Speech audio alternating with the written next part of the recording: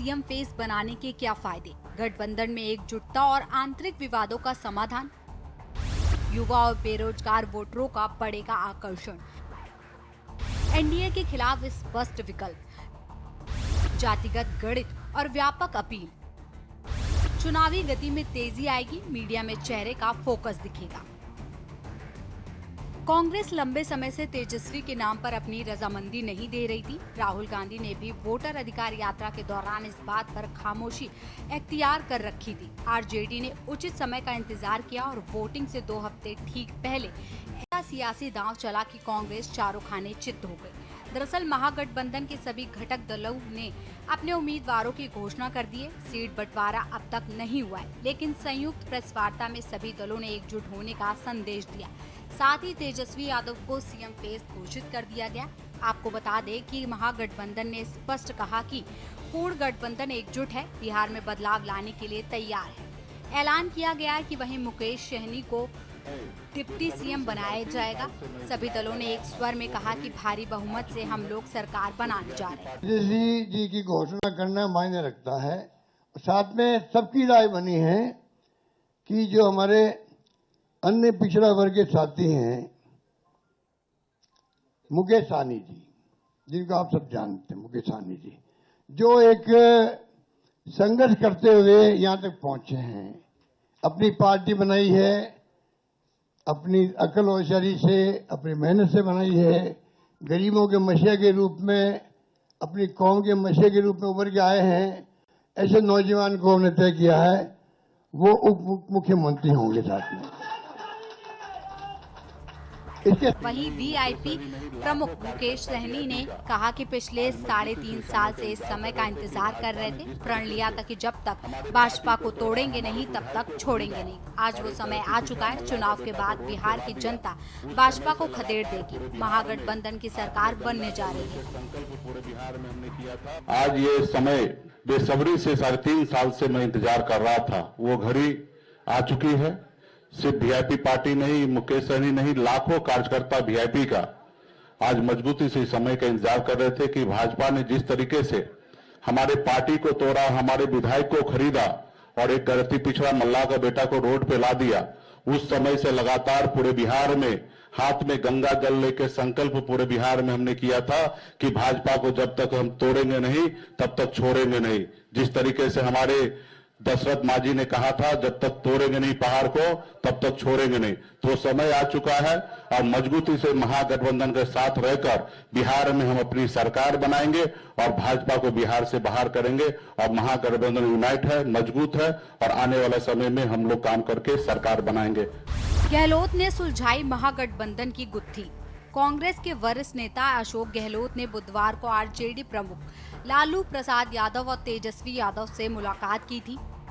कांग्रेस के बिहार प्रभारी कृष्ण अल्लावरू भी मौजूद थे, जिन्हें बातचीत में आई रुकावट के लिए जिम्मेदार माना जा रहा था। मुख्य विवाद तेजस्वी यादव को मुख्यमंत्री पद का चेहरा बनाने को लेकर था। कांग्रेस पहले इस पर सहमत नहीं थी, जबकि आरजेडी का पूरा प्रचार अभियान तेजस्वी सरकार पर केंद्रित था। आखिर कांग्रेस इस मुद्दे पर झुक गई, सीटों के निष्पक्ष बंटवारे पर जोर दिया। मतभेद के चलते कई सीटों पर महागठबंधन के घटक दलों ने एक दूसरे के खिलाफ उम्मीदवार उतारे थे, जिनमें 6 सीटों पर कांग्रेस आरजेडी, 4 पर भाकपा कांग्रेस और 2 पर वीआईपी आरजेडी के बीच टकराव देखने को मिला। तेजस्वी यादव का शाह से सवाल। वहीं तेजस्वी यादव ने कहा कि महागठबंधन को नया बिहार बनाना है, इसलिए हम लोग एकजुट हुए। इस निकम्मी सरकार को उखाड़ फेंकने का संकल्प ले चुके हैं। तेजस्वी यादव ने कहा कि सीएम नीतीश कुमार के साथ एनडीए में अन्याय किया गया है। एनडीए ने एक बार भी संयुक्त प्रेस वार्ता नहीं की। क्या कारण है कि नीतीश कुमार को मुख्यमंत्री का चेहरा नहीं घोषित कर रहे? देखिए, एक कसक बिहारी होने के नाते शुरू से रही है कि हमारा राज्य जो है अव्वल राज्यों में आए, लेकिन 20 साल राज करने के बाद भी राज्य में 11 साल केंद्र में मोदी जी प्रधानमंत्री रहते हुए भी सबसे अगर कोई गरीब राज्य है तो बिहार है। सबसे ज्यादा अगर बेरोजगारी है तो बिहार है। सबसे ज्यादा अगर पलायन होता है तो बिहार में। महंगाई है, कारखाने नहीं है, यहां उद्योग नहीं है, धंधे नहीं है, पढ़ाई, दवाई, कमाई, सिंचाई की व्यवस्था नहीं है, फूड प्रोसेसिंग यूनिट्स नहीं है, आईटी हब नहीं है, SEZ नहीं है, आईटी पार्क की व्यवस्था नहीं है, एग्रो बेस्ड इंडस्ट्री नहीं है बिहार में। प्रति व्यक्ति आय पूरे देश में अगर सबसे कम है तो हमारे बिहार का है। प्रति व्यक्ति निवेश सबसे कम है। किसानों के आय के मामले में बिहार सबसे फिसड्डी है और यहां अपराध चरम सीमा पर है। 70,000 से भी ज्यादा हत्याएं 20 साल में हो गई, ना सुनवाई है ना कार्रवाई होती है।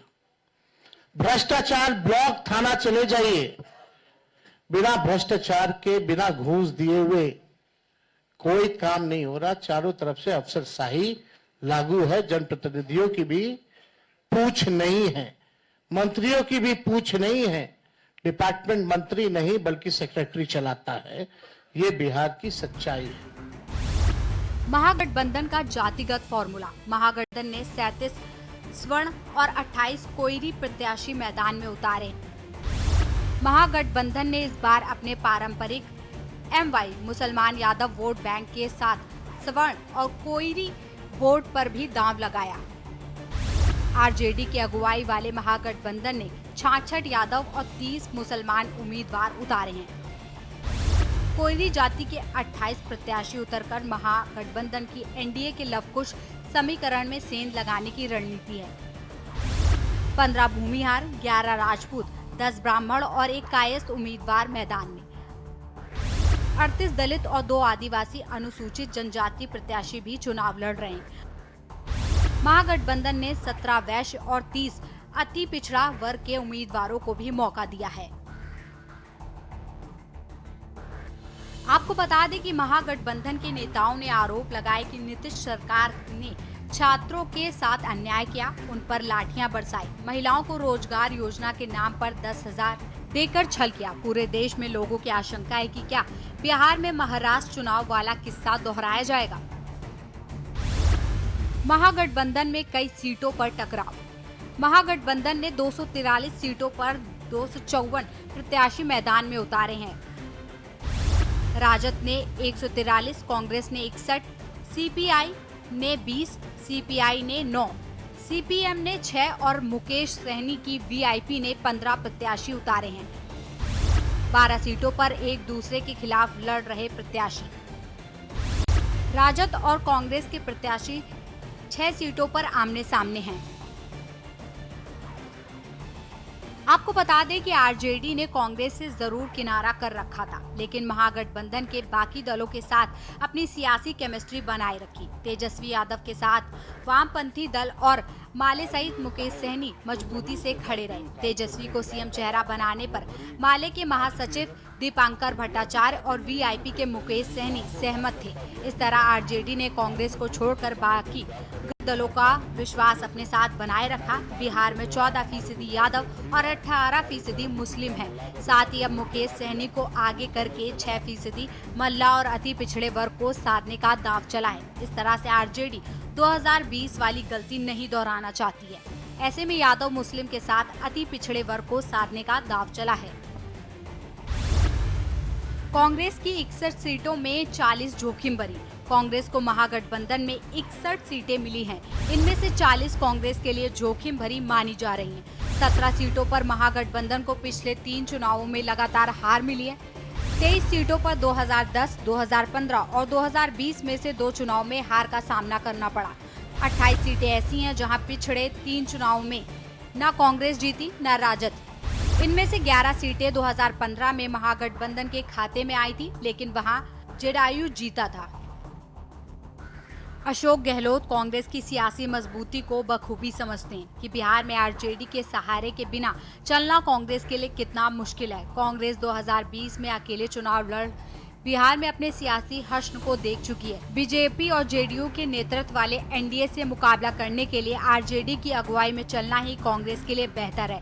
गहलोत ने तेजस्वी को मुख्यमंत्री चेहरा स्वीकार करने के लिए कांग्रेस हाईकमान को रजामंद किया, क्योंकि महागठबंधन में तेजस्वी यादव के कद का कोई दूसरा नेता नहीं है जिसे आगे करके चुनाव लड़ा जा सके। तेजस्वी के नाम का ऐलान भी प्रेस कॉन्फ्रेंस में अशोक गहलोत ने किया। कांग्रेस की रणनीति है कि तेजस्वी यादव को जैसे ही कांग्रेस और महागठबंधन के अन्य घटक दल जोर जोर से मुख्यमंत्री का चेहरा घोषित करेंगे, वैसे ही यादव और मुसलमान एक बार फिर से एकजुट और गोल बंद हो जाएगा। तेजस्वी को मुख्यमंत्री बनाने की मुहर लगी। साथ ही महागठबंधन ने मुकेश सहनी को डिप्टी सीएम का चेहरा घोषित किया है। महागठबंधन बिहार चुनाव के मैदान में बैटिंग करना 32% से ही शुरू कर। स्पेशल डेस्क के न्यूज इंडिया।